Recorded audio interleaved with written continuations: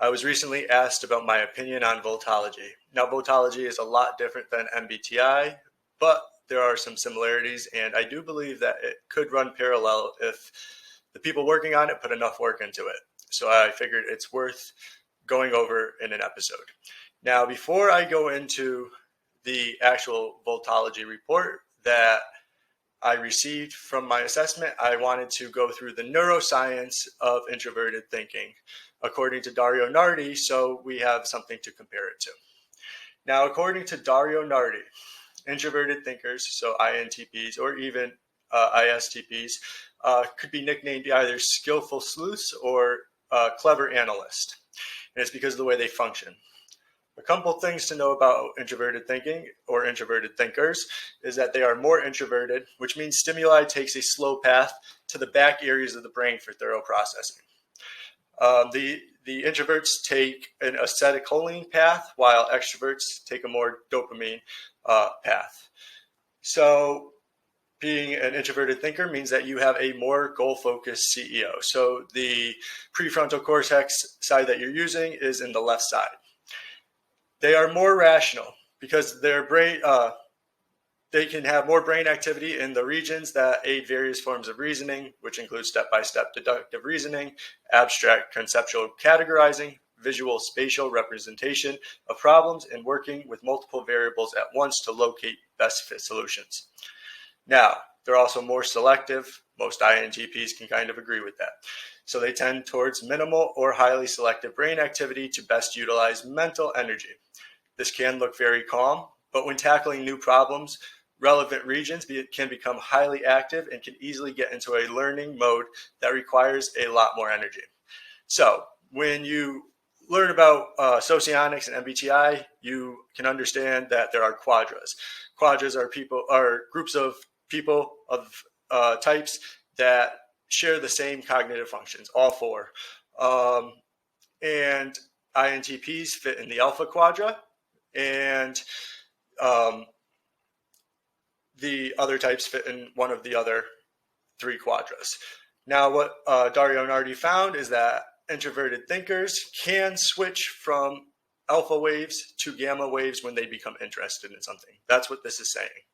So we're going to get into all that through the Vultology assessment and just talk more about the neuroscience in these upcoming slides. All right, guys, so when you get a Vultology assessment through Axis 12, this is what it's going to look like. They're going to give you some gifts that will show what they're collecting for data and what they are analyzing to get the results. They're going to give you a quadrant, which is either going to be alpha, beta, delta, or gamma. They are going to give you two functions that they say you are using through the video that you submit. And then they are going to give you these lines. What these lines represent are the conscious functions in a way. So some people will end up with the two letters and then one line. So they're using, it seems like, basic use of those functions. And we're going to get into this in the next slide, but as they keep going up, they're using more functions through the presentation.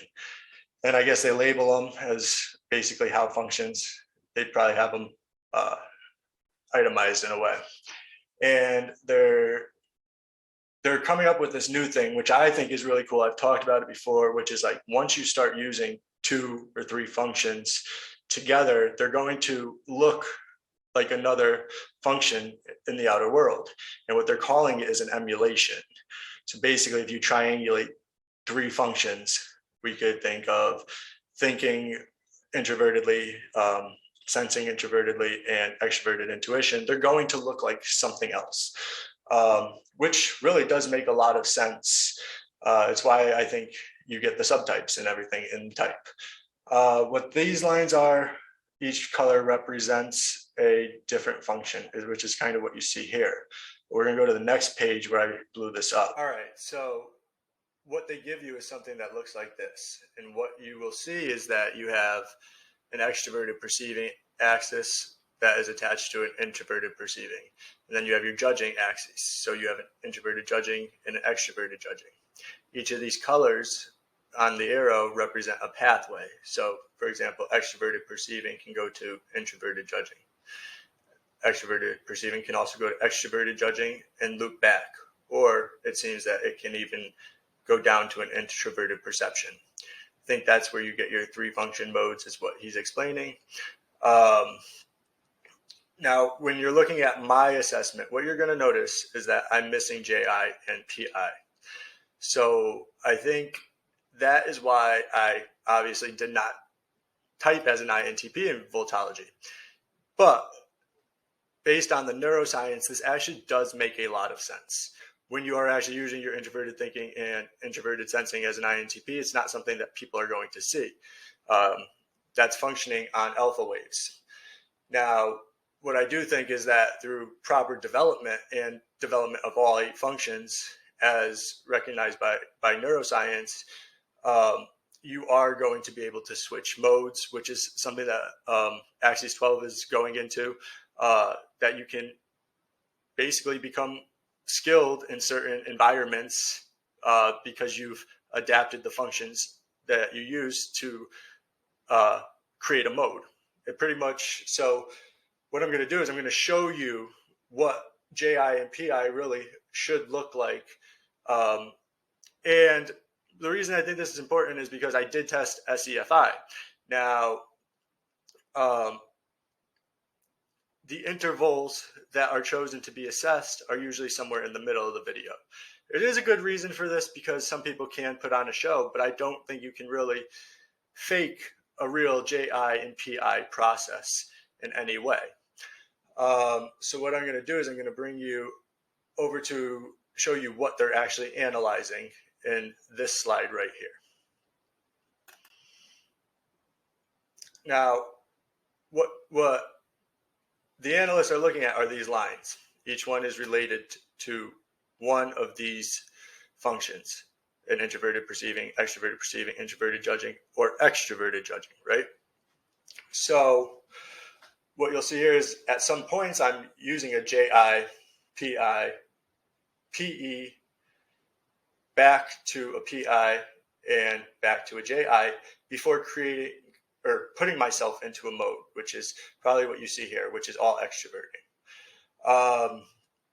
This makes a lot of sense. It's basically switching, again, alpha waves, which are slow waves, very calm, to gamma waves, which are very easily excited when learning or explaining things and teaching people things, trying to solve problems, especially new problems. This is what you expect to see in an INTP, 100%. And one thing I do want to point out about the assessment is I was told that there was mixed signaling, and there was NE and SE. They chose SE. So that is one thing I would say about Vultology is there is a lot of subjectivism still. I think that watching how people can move from introverted perceiving to extroverted perceiving, that's more objective, but what function they're attaching it to may be more subjective, which is why this is worth talking about, what's really going on here. There's obviously patterns in how people are going to express what they're thinking, feeling, and how they're coming about those conclusions. And if you're looking at the same function, but calling it a different function, then there is going to be a little bit of interpretation that needs to be done. So what they see as my PE bubbling would look something like this. So am I really SEFI? No, and here's why. Okay, so if you're going to analyze how somebody is explaining the thought process that they're going through, you have to really understand what it would look like for an introvert to be able to express their thoughts. Now, introverts take this long pathway, as we said before. And when it comes to the back of the brain, they may actually decide not to share information. Extroverts are more likely to react to any of the stimuli that is presented to them. And I think that when you watch the video that I'm about to present, you're really going to be able to understand what modes are, because you're going to see me actually kind of switch modes to adjust to my environment as well as adjust to the information I'm taking out. What this is a TI and SI loop. And when you're trying to solve a problem, you're trying to align it. I spent almost a minute processing the prompt that was given to me by Jay over there, and then finally was able to extrovert my thoughts in a pretty well formatted framework. All right, now I will read prompt number 2. This one's long. Time is subjective. How does this alter the way we view our lives? If we were to oppose a more objective view, history, say if every moment of your life was recorded,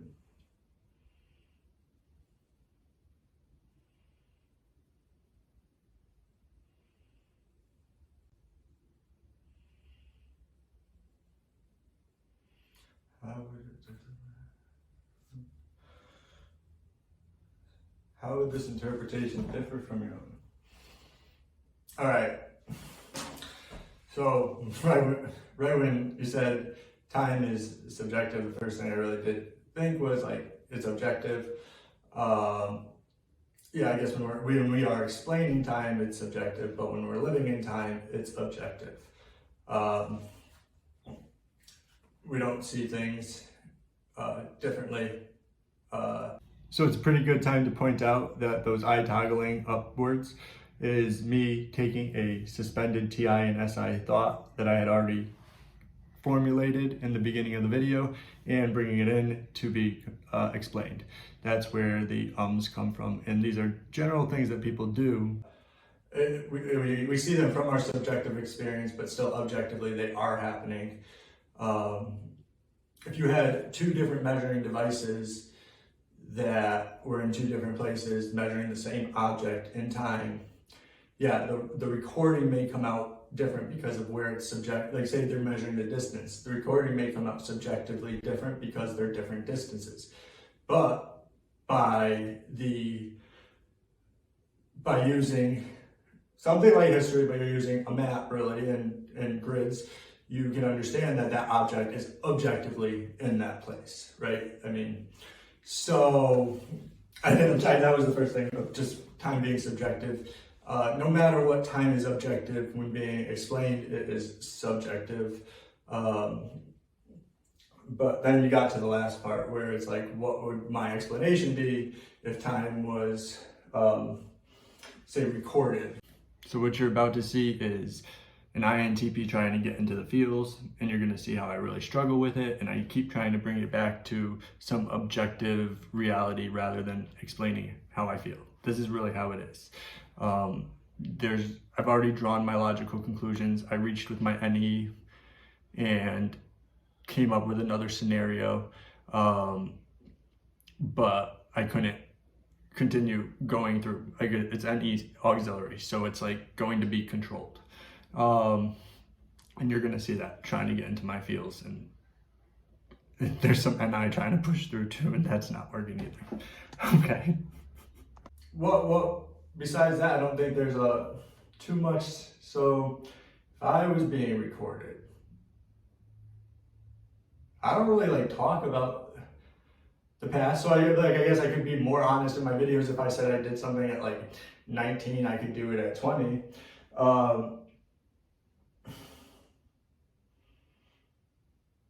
Again, it matters who am I debating really in this context. Like, is it just for me to see? Is it for other people to see? Because if it's just for me to see, but if you're going to get into the Black Mirror episode, I guess like other people can see it and stuff like that. But that's your choice. You have that choice to show it, kind of. I don't remember if in that episode like they ended up where like they used it, the memory thing. I think they did actually.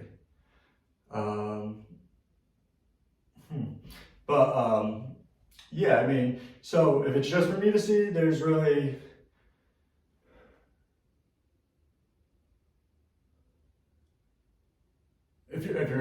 person who wants to like ruminate on your past and stuff like that, I guess you could have negative repercussions from it.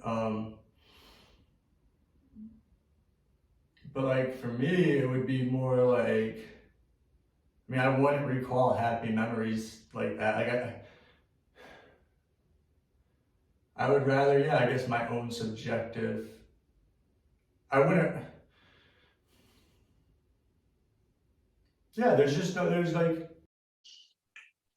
What we're seeing is that when you're reaching for any and it's not, you should be able to switch. You're basically into your seventh function of SE. It's the same function in the opposite attitude.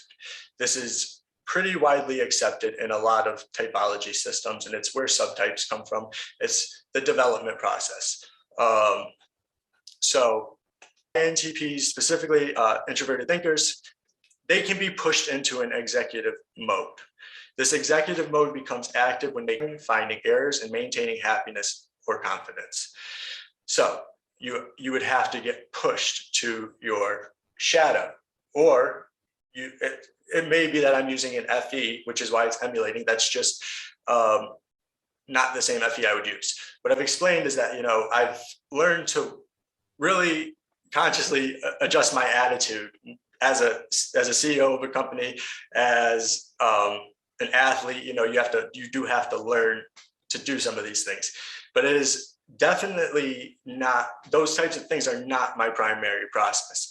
And when you actually get into understanding what they're seeing in neuroscience, and even especially like the 8 function models by Beebe and things like that, you're going to realize that they give roles to the 7th and 8th function into development. And really specifically 7th is like something that you really just have to overcome and forgive yourself for, which SE is for me. Like that is something I've overcome. And I know it takes me a long time. I actually do a lot of SE things because of the fact that I know it's hard to forgive myself when I make those mistakes and things like that. And the reason I want to talk about this is because, you know, if an INTP goes and takes this and they don't know themselves as well as I do, they're going to be quick to kind of give into these assessments, but you really have to understand yourself. I think one big thing about this is maybe getting to that 4 levels of consciousness, the 4 modes of consciousness. If you're only using 2 functions, it's going to probably impact how you interpret the results, I would say. All right, so I'm pretty much just going to conclude this up right here because there's so much more we can talk about, but it just gets a lot more confusing and a lot more nuanced. And the truth is there needs to be a lot more data and a lot more interpretation done. There is something to this system. I don't know exactly what. I think it's definitely worth diving into. I don't think it's worth shunning. And I think the hardest thing is going to be concluding definitions of like what emergence is and what the cognitive functions should actually represent, how development impacts these things. So yeah, pretty much I'm going to conclude this with saying it's still open and there's something to it. We'll find out eventually. And just give a few suggestions of what I think, because here's the thing, I'm going to be talking with Jay tomorrow in an interview, and we're just going to talk about this. We've already done it. We've had over a 45-minute conversation about this. And we understand that we both are seeing something. We might be looking at it at like completely different ends, and it's going to be fun really to conversate about this actually. So I'm just letting you guys know, so maybe you guys could check out the interview when it comes out, and you'll kind of see maybe like there's way more to it than even we've come to, but I don't want to do it without somebody else's point of view coming into play at this point, because it's up for interpretation. Anyways, I hope you like this, and let me know if you have any questions. I'm gonna really be using what I've learned about this system to dig deeper into just the MBTI and everything, because I've always talked about loops and I've always talked about functions that can look like other functions, and really the main thing is initiation, guys. Just remember that, like, initiate and you will develop into things that you don't even know are possible.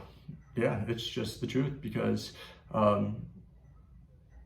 being in certain environments are going to call for certain uses of cognitive functions, and the more you challenge yourself in those environments, the more that you're going to be able to use all of your functions, and as needed in a mature way.